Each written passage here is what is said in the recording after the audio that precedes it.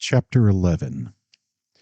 She told him the next morning her night school closed for the summer that week. "I think I should like to see it," her father said determinedly. She gave him an affectionate smile. "Oh, dearie, haven't you had enough?" "I guess I can stand it if you can," was his gruff rejoinder. "Though if I ran a school like yours, I think by night I'd have schooled enough. Do most principals run night schools, too?" "A good many of them do." "Isn't it taxing your strength?" he said. "Don't you have to tax your strength," his daughter replied good humoredly, "to really accomplish anything? Don't you have to risk yourself in order to really live these days? Suppose you come down tomorrow night. We won't go to the school, for I doubt if the clubs and classes would interest you very much. I'll take you through the neighborhood." They went down the following evening. The night was warm and humid, and through the narrow tenement streets there poured a teeming mass of life. People by the thousands passed, bareheaded, men in shirt sleeves, their faces glistening with sweat. Animal odors filled the air. The torches on the push carts threw flaring lights and shadows. The peddlers shouted hoarsely. The tradesmen in the booths and stalls joined in with cries, shrill peals of mirth. The mass swept onward, talking, and its voice was a guttural roar. Small boys and girls with piercing yells kept darting under elbows. Old women dozed on doorsteps. Babies screamed on every side. Mothers leaned out of windows, and by their faces you could see that they were screaming angrily for children to come up to bed, but you could not hear their cries. Here, around a hurdy-gurdy, gravely danced some little girls. A tense young Jew, dark-faced and thin, was shouting from a wagon that all men and women must be free and own the factories and mills. A mob of small boys, clustered round a campfire they had made on the street, were leaping wildly through the flames. It was a mammoth cauldron here, seething, bubbling over with 1,000,000 foreign lives. Deborah's big family. She turned into a doorway, went down a long dark passage, and came into a courtyard enclosed by greasy tenement walls that reared to a spot of dark blue sky where a few quiet stars were twinkling down. With a feeling of repugnance, Roger followed his daughter into a tall rear building and up a rickety flight of stairs. On the fourth landing she knocked at a door, and presently it was opened by a stout young Irish woman with flushed, haggard features and disheveled hair. "Oh, good evening, Mrs. Barry." "Good evening. Come in," was the curt reply. They entered a small, stifling room where were a stove, 2 kitchen chairs, and 3 frowsled beds in corners. On one of the beds lay a baby asleep. On another, 2 small restless boys sat up and watched the visitors. A sick man lay upon the third, and a crippled boy, a boarder here, stood on his crutches watching them. Roger was struck at once by his face. Over the broad cheekbones the sallow skin was tightly drawn, but there was a determined set to the jaws that matched the boy's shrewd grayish eyes, and his face lit up in a wonderful smile. "Hello, Miss Deborah," he said. His voice had a cheery quality. "Hello, Johnny. How are you?" "Fine, thank you." "That's good. I've brought my father with me." "How do do, sir. Glad to meet you." "It's some time since you've been to see me, John," Deborah continued. "I know it is," he answered, and then with a quick jerk of his head, "He's been pretty bad," he said. Roger looked at the man on the bed. With his thin, waxen features drawn, the man was gasping for each breath. "What's the matter?" Roger whispered. "Lungs," said the young woman harshly. "You needn't bother to speak so low. He can't hear you anyhow. He's dying. He's been dying weeks." "Why didn't you let me know of this?" Deborah asked gently. "Because I knew what you'd want to do, take him off to a hospital, and I ain't got to have it. I promised him he could die at home." "I'm sorry," Deborah answered. There was a moment's silence, and the baby whimpered in its sleep. One child had gone to his father's bed and was frowning at his agony as though it were a tiresome sight. "Are any of them coughing?" Deborah inquired. "No," said the woman sharply. Yes, they are. 2 of 'em, John cheerfully corrected her. You shut up, she said to him, and she turned back to Deborah. It's my home, I guess, and my family, too. So what do you think that you can do? Deborah looked at her steadily. Yes, it's your family, she agreed, and it's none of my business, I know, except that John is one of my boys. And if things are to go on like this, I can't let him board here any more. If he had let me know before, I'd have taken him from you sooner. You'll miss the $4 a week he pays. The woman swallowed fiercely. The flush on her face had deepened. She scowled to keep back the tears. We can all die for all I care. I've about got to the end of my rope. I see you have. Deborah's voice was low. You've made a hard, plucky fight, Mrs. Barry. Are there any empty rooms left in this building? Yes, 2 upstairs. What do you want to know for? I'm going to rent them for you. I'll arrange it tonight with the janitor on condition that you promise to move your children tomorrow upstairs and keep them there until this is over. Will you? Yes. That's sensible. And I'll have one of the visiting nurses here within an hour. Thanks. And later on, we'll have a talk. All right. Good night, Mrs. Barry. Good night, Miss Gale. I'm much obliged. Say, wait a minute, will you? The wife had followed them out on the landing, and she was clutching Deborah's arm. Why can't the nurse give him something, she whispered, to put him to sleep for good and all? It ain't right to let a man suffer like that. I can't stand it. She broke off with a sob. Deborah put one arm around her and held her steadily for a moment. The nurse will see that he sleeps, she said. Now, John, she added presently when the woman had gone into the room, I want you to get your things together. I'll have the janitor move them upstairs. You sleep there tonight, and tomorrow morning come to see me at the school. All right, Miss Deborah, much obliged. I'll be all right. Good night, sir. Good night, my boy, said Roger, and suddenly he cleared his throat. He followed his daughter down the stairs. A few minutes she talked with the janitor, then joined her father in the court. I'm sorry I took you up there, she said. I didn't know the man was sick. Who are they? He asked. Poor people, she said, and Roger flinched. Who is this boy? A neighbor of theirs. His mother, who was a widow, died about 2 years ago. He was left alone and scared to death lest he should be put away in some big institution. He got Mrs. Barry to take him in, and to earn his board he began selling papers instead of coming to our school. So our school visitor looked him up. Since then I have been paying his board from a fund I have from friends uptown, and so he has finished his schooling. He's to graduate next week. He means to be a stenographer. How old is he? 17, she replied. How was he crippled? Born that way? No. When he was a baby, his mother dropped him one Saturday night when she was drunk. He has never been able to sit down. He can lie down or he can stand. He's always in pain. It never stops. I learned that from the doctor I took him to see. But whenever you ask him how he feels, you get the same answer always. Fine, thank you. He's a fighter, is John.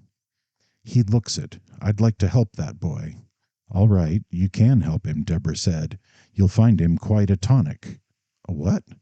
A tonic, she repeated, and with a sudden tightening of her wide and sensitive mouth, Deborah added slowly, because though I've known many hungry boys, Johnny Gear is the hungriest of them all, hungry to get on in life, to grow and learn and get good things, get friends, love, happiness, everything. As she spoke of this child and her family, over her strong, quiet face there swept a fierce, intent expression which struck Roger rather cold. What a fight she was making, this daughter of his, against what overwhelming odds! But all he said to her was this, Now let's look at something more cheerful, my dear. Very well, she answered with a smile. We'll go and see Isidore Freedom. Who's he? Isidore Freedom, said Deborah, is the beginning of something tremendous. He came from Russian Poland, and the first American word he learned over there was freedom. So in New York he changed his name to that, very solemnly, by due process of law. It cost him $7. He had $9 at the time. Isidore is a flame, a kind of a torch in the wilderness. How does the flame earn his living? At first, in a sweatshop, she replied, but he came to my school 5 nights a week, and at 10 o'clock when school was out, he went to a little basement cafe where he sat at a corner table, drank 1 glass of Russian tea, and studied till they closed at 1. Then he went to his room, he told me, and used to read himself to sleep. He slept as a rule 4 hours. He said he felt he needed it. Now he's a librarian earning $15 a week, and having all the money he needs, he has put the thought of it out of his life and is living for education. Education in freedom. For Isidore has studied his name till he thinks he knows what it means. They found him in a small public library on an ill-smelling ghetto street. The place had been packed with people, but the clock had just struck 10, and the readers were leaving reluctantly, many with books under their arms. At sight of Deborah and her father, Isidore leapt up from his desk and came quickly to meet them with outstretched hands. "Oh, this is splendid! Good evening!" he cried. Hardly more than a boy, perhaps 21, he was short of frame but large of limb. He had wide stooping shoulders and reddish hollows in his dark cheeks. Yet there was a springiness in his step, vigor and warmth in the grip of his hand, in the very curl of his thick black hair, in his voice, in his enormous smile. "Come," he said to Roger when the greetings were over, "you shall see my library, sir. But I want that you shall not see it alone. While you look, you must close for me your eyes and see other libraries, many, many, all over the world. You must see them in big cities and in very little towns tonight. You must see people, millions there, hungry, hungry people. Now I shall show you their food and their drink." As he spoke, he was leading them proudly around. In the stacks along the walls he pointed out fiction, poetry, history, books of all the sciences. "They read all," cried Isidore. "Look at this Darwin on my desk. In a year, so many have read this book, it is a case for the Board of Health. And look at this shelf of economics. I place it next to astronomy, and I say to these people, yes, read about jobs and your hours and wages. Yes, you must strike, you must have better lives. But you must read also about the stars and about the big spaces, silent, not one single little sound for many, many million years. To be free, you must grow as big as that, inside of your head, inside of your soul. It is not enough to be free of a czar, a kaiser, or a sweatshop boss. What will you do when they are gone? My fine people, how will you run the world? You are deaf and blind. You must be free to open your own ears and eyes, to look into the books and see what is there. Great thoughts and feelings, great ideas. And when you have seen, then you must think. You must think it all out every time. That is freedom." He stopped abruptly. Again on his dark features came a huge and winning smile, and with an apologetic shrug, "But I talk too much of my books," he said. "Come, shall we go to my cafe?" On a neighboring street, a few minutes later, down a flight of steep wooden stairs, they descended into a little cafe, shaped like a tunnel, the ceiling low, the bare walls soiled by rubbing elbows, dirty hands, the air blue and hot with smoke. Young men and girls packed in at small tables bent over tall glasses of Russian tea, and gesturing with their cigarettes, declaimed and argued excitedly. Quick, joyous cries of greeting met Isidore from every side. "You see," he said gaily, "this is my club. Here we are like a family." He ordered tea of a waiter who seemed more like a bosom friend, and leaning eagerly forward, he began to speak in glowing terms of the men and girls from sweatshops who spent their nights in these feasts of the soul, listening, talking, grappling. For the power to think with minds as clear as the sun when it rises, he ardently cried. There is not a night in this city, not one, when hundreds do not talk like this until the breaking of the day, and then they sleep. a little joke, for at 6 o'clock they must rise to their work, and that is a force, he added, not only for those people, but a force for you and me. Do you see? When you feel tired, when all your hopes are sinking low, you think of those people and you say, I will go to their places. And you go. You listen and you watch their faces, and such fire makes you burn. You go home, you are happy, you have a new life. And perhaps at last you will have a religion, he continued in fervent tones.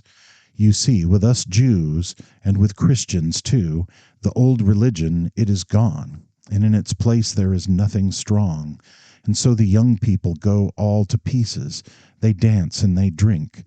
If you go to those dance halls, you say, they are crazy, for dancing alone is not enough. And you say, these people must have a religion. You ask, where can I find a new God? And you reply, there is no God. And then you must be very sad. You know how it is? You feel too free, and you feel scared and lonely. You look up at the stars. There are millions. You are only a speck of dust on one.